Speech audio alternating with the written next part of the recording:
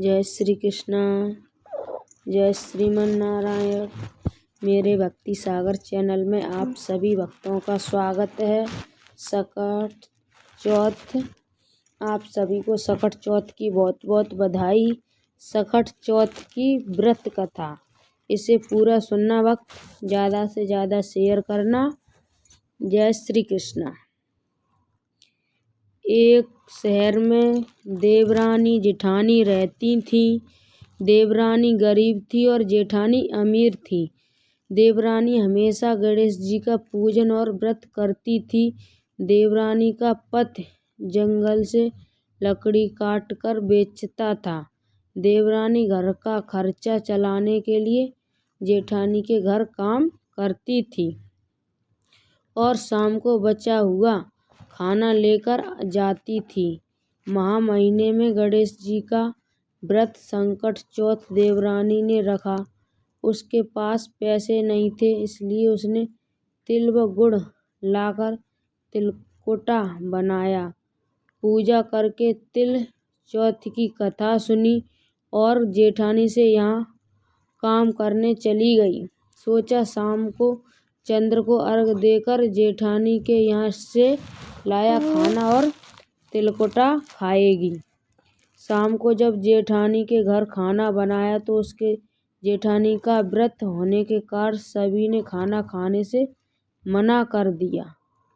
अब देवरानी ने जेठानी से बोला, आप मुझे खाना दे दो जिससे मैं घर जाऊं। इस पर जेठानी ने कहा कि आज तो किसी ने भी अभी तक खाना नहीं खाया, तो मैं कैसे दे दूं? तुम सवेरे ही बचा हुआ खाना ले जाना। देवरानी उदास मन से घर चली आई।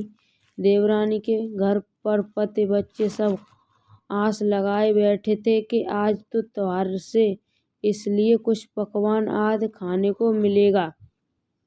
लेकिन जब बच्चों को पता चला कि आज तो रोटी भी नहीं मिलेगी तो बच्चे रोने लगे। उसका पति भी बहुत क्रोधित हो गया और कहने लगा कि दिन भर काम करने के बाद भी वह 2 रोटियां नहीं ला सकती।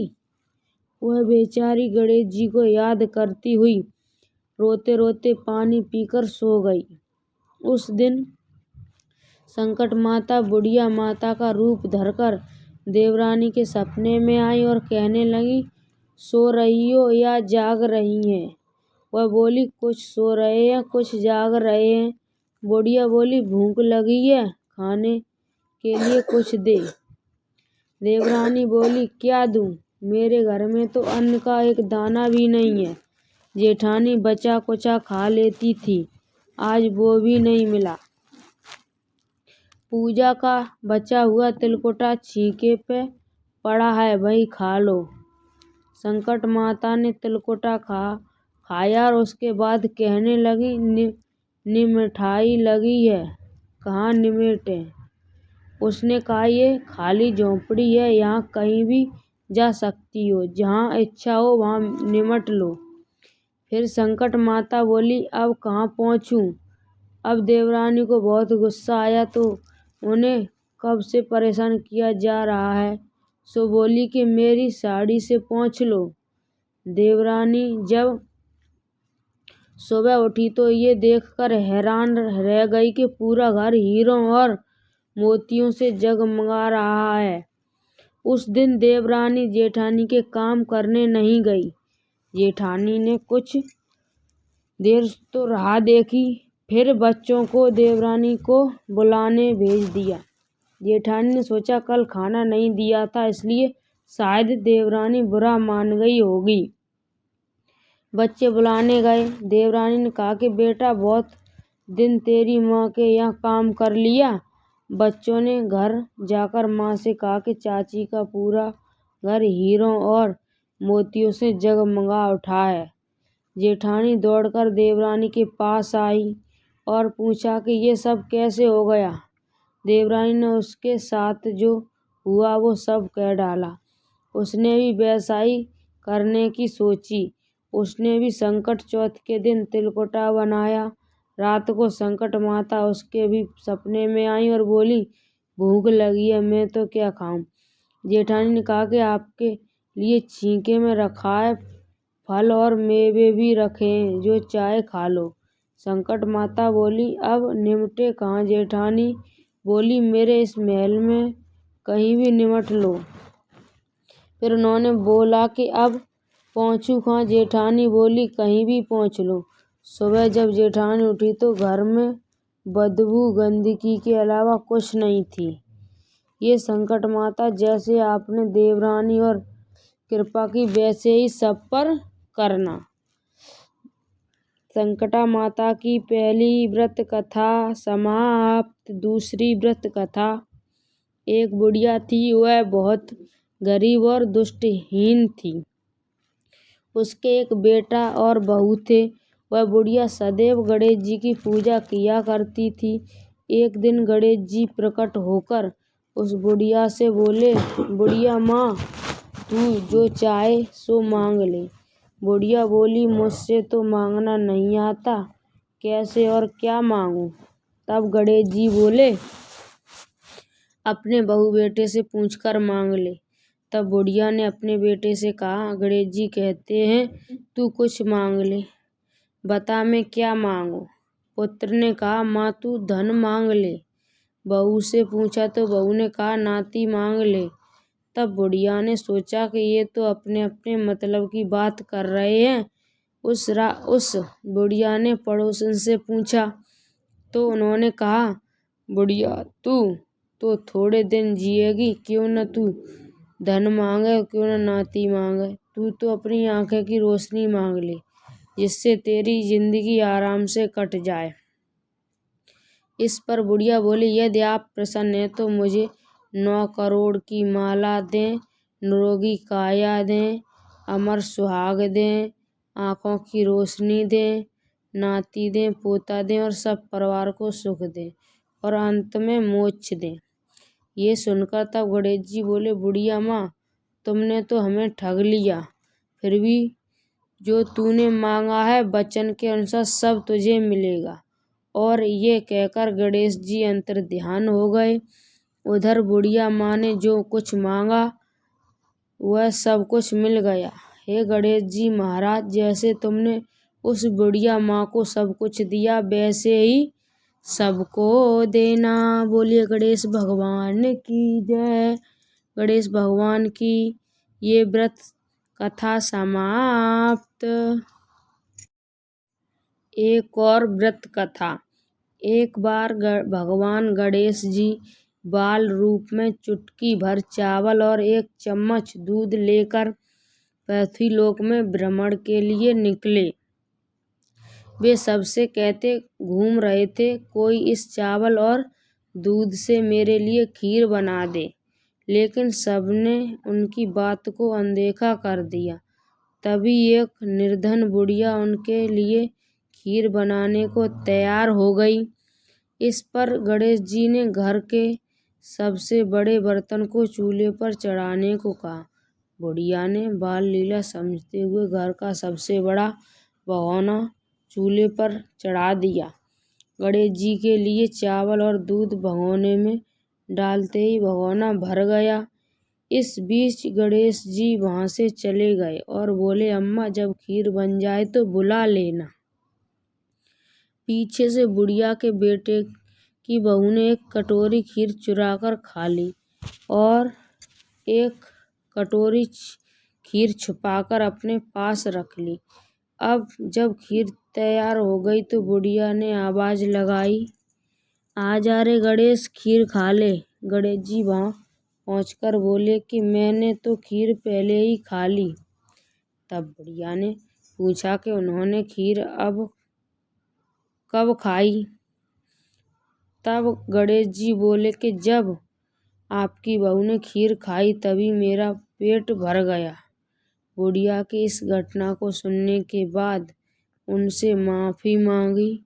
इसके बाद जब बुढ़िया ने बाकी बची खीर के बारे में पूछा तो गणेश जी ने उसे नगर में बांटने को कहा और जो बचे उसे अपने घर के जमीन में गड्ढा करके दबा दे।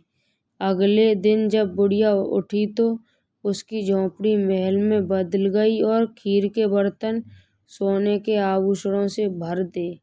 गणेश जी की कृपा से बुढ़िया का घर धन दौलत से भर गया। बोलिए गणेश भगवान की जय। संकट चौथ का एक और व्रत कथा। किसी नगर में एक कुम्हार रहता था। एक बार जब उसने बर्तन बनाकर आवा लगाया तो आवा नहीं पका। हारकर वह राजा के पास जाकर प्रार्थना करने लगा कि आवा पक ही नहीं रहा है। राजा ने पंडित को बुलाकर कारण पूछा तो राजा पंडित ने कहा कि हर बार आवा लगाते समय बच्चे की बलि देने से आवा पक जाएगा। राजा का आदेश हो गया। बलि आरंभ हुई। जिस परिवार की बारी होती वह परिवार अपने बच्चे में से एक बच्चा बलि के लिए भेज देता।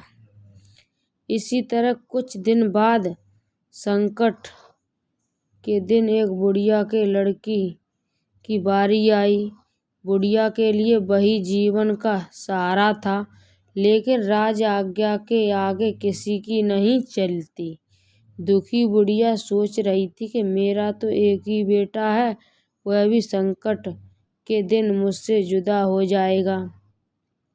बुढ़िया ने लड़के को संकट की सुपारी और दूब का बीड़ा देकर कहा, भगवान का नाम लेकर आवा में बैठ जाना, संकट माता रक्षा करेंगी।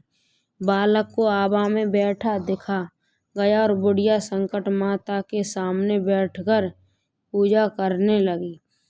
पहले तो आवा पकने में कई दिन लग जाते थे। इस बार संकट माता की कृपा से एक ही रात में आवा पक गया था। सवेरे कुम्हार ने देखा तो हैरान रह गया कि आवा पक गया था। बुढ़िया का बेटा भी सुरक्षित था और अन्य बालक भी जीवित हो गए थे। नगरवासियों ने संकट की महिमा स्वीकार की और तथा लड़के को भी धन्य माना। तब से आज तक संकट की विधि विधान से पूजा की जाती है। संकट चौथ की तब से पूजा की जाती है।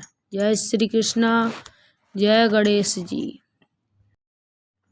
संकट चौथ की एक और व्रत कथा। एक बार भगवान शिव ने कार्तिकेय और गणेश जी से पूछा कि कौन देवताओं के कष्ट दूर कर सकता है। इस पर दोनों ने स्वयं को एक कार्य के लिए योग्य बताया।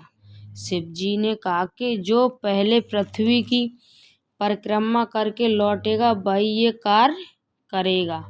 कार्तिकेय अपने वाहन मोर पर सवार होकर परिक्रमा के लिए निकल गए। इस दौरान गणेश जी ने विचार किया कि उनका वाहन चूहा है, जो पूरे पृथ्वी की परिक्रमा करने में अधिक समय लेगा। तब उन्होंने एक उपाय सोचा और अपने माता पिता शिव और पार्वती की 7 बार परिक्रमा करके वापस बैठ गए। जब कार्तिक लौटे तो उन्होंने स्वयं को विजयी बताया। भगवान शिव ने गणेश जी से पूछा कि उन्होंने पृथ्वी की परिक्रमा क्यों नहीं की। गणेश जी ने उत्तर दिया कि माता पिता के चरणों में ही समस्त लोक विद्यमान है। उनके उत्तर से शिव जी प्रसन्न हुए और उन्हें देवताओं के कष्टों का निवारण करने का आशीर्वाद दिया। साथ ही ये भी कहा कि जो व्यक्ति चतुर्थी के दिन श्रद्धा से उनकी पूजा करेगा और चंद्रमा को अर्घ्य देगा, उनके सभी कष्ट दूर हो जाएंगे। संकट चौथ व्रत का ये पर्व आस्था, संतान के कल्याण और भगवान गणेश की कृपा पाने का प्रतीक है। बोलिए गणेश भगवान की जय। संकट चतुर्थी की एक और व्रत कथा। एक दिन माता पार्वती नदी के किनारे भगवान शिव के साथ बैठी थीं। उनको चौपड़ खेलने की इच्छा हुई, लेकिन उनके अलावा कोई तीसरा नहीं था जो खेल में हार जीत का फैसला करे। ऐसे में माता पार्वती और शिवजी ने एक मिट्टी की मूर्ति में जान फूंक दी और उसे निर्णय की भूमिका दी। खेल में माता पार्वती लगातार 3-4 बार विजयी हुई, लेकिन एक बार बालक ने गलती से माता पार्वती को हारा हुआ और भगवान शिव को विजयी घोषित कर दिया। इस पर पार्वती जी उससे क्रोधित हो गईं। क्रोधित पार्वती जी ने उस बालक को लंगड़ा बना दिया। उसने माता से माफी मांगी, लेकिन उन्होंने कहा कि श्राप अब वापस नहीं लिया जा सकता, पर एक उपाय है। संकष्टी के दिन यहाँ पर कुछ कन्याएं पूजन के लिए आती हैं, उनसे व्रत और पूजा की विधि पूछना। तुम भी वैसे ही व्रत और पूजा करना। माता पार्वती के कहे अनुसार उसने वैसा ही किया। उसकी पूजा से प्रसन्न होकर भगवान गणेश उसके संकटों को दूर कर देते हैं। बोलिए गणेश भगवान की जय। संकट चतुर्थी की एक और व्रत कथा। एक साहूकार और एक साहूकारनी थे। वह धर्म पुण्य को नहीं मानते थे। इसके कारण उनके कोई बच्चा नहीं था। एक दिन साहूकारनी पड़ोसी के घर गई। उस दिन संकट चौथ था। वहाँ पड़ोसन संकट चौथ की पूजा करके कहानी सुन रही थी। साहूकारनी ने पड़ोसन से पूछा, तुम क्या कर रही हो? तब पड़ोसन बोली कि आज चौथ का व्रत है, इसलिए कहानी सुना रही हूँ। तब साहूकारनी बोली, चौथ के व्रत करने से क्या होता है?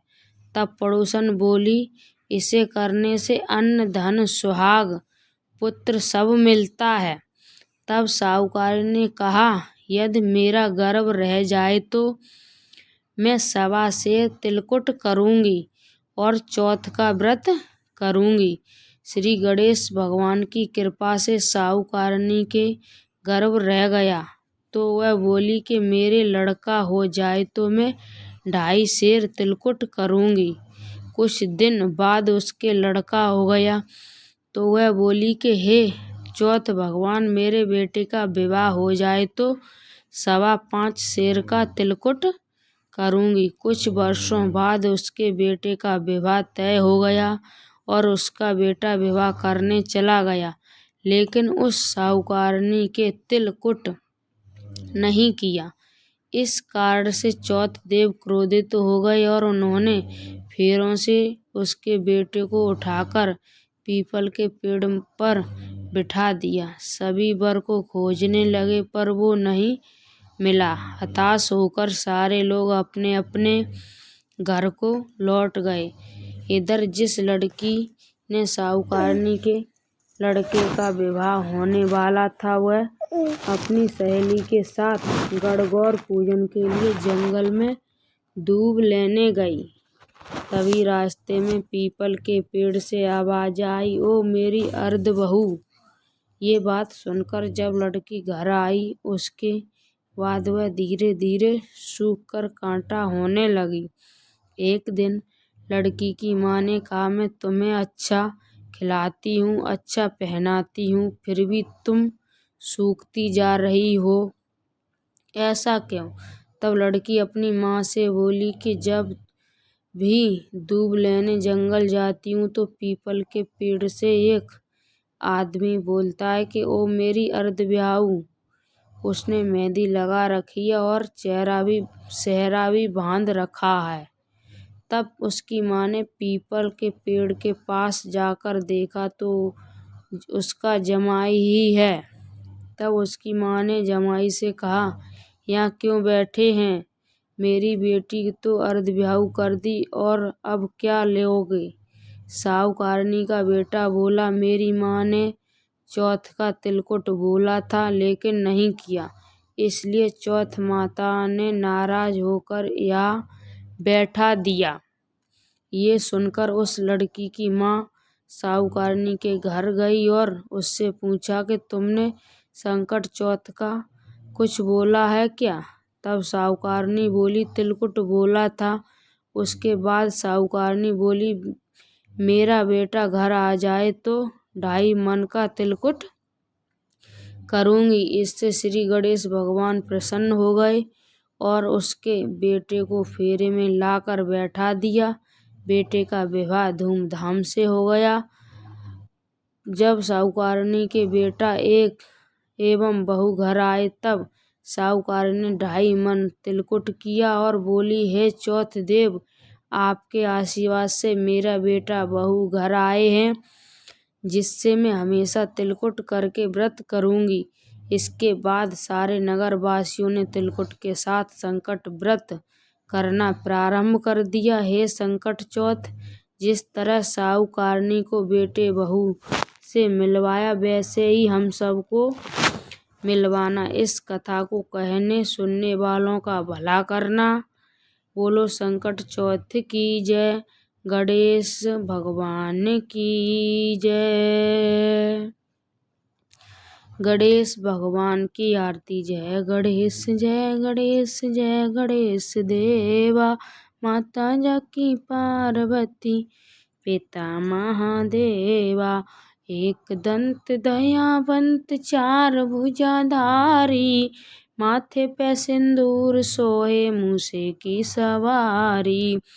जय गणेश जय गणेश देवा, माता जाकी पार्वती पिता महादेव। पान चढ़े फूल चढ़े और चढ़े मेवा, लड्डुअन का भोग लगे संत करे सेवा। जय गणेश जय गणेश देवा, माता जाकी पार्वती पिता महादेवा। अंधन को आँख देत, कोढ़िन को काया, बांझन को पुत्र देत को माया। जय गणेश जय गणेश देवा, माता जाकी पार्वती पिता महादेवा। सूर श्याम शरण आए, सकल कीजे सेवा, माता जाकी पार्वती पिता महादेवा। जय गणेश जय गणेश देवा, माता जाकी पार्वती पिता महादेवा। दीनन की लाज रखो शंभु सुखकारी, कामना को पूर्ण करो जाऊं बलिहारी। जय गणेश जय गणेश देवा, माता जाकी पार्वती पिता महादेवा। बोलिए गणेश भगवान की जय। आप सभी भक्तों को मैंने संकट चतुर्थी की व्रत कथा सुनाई।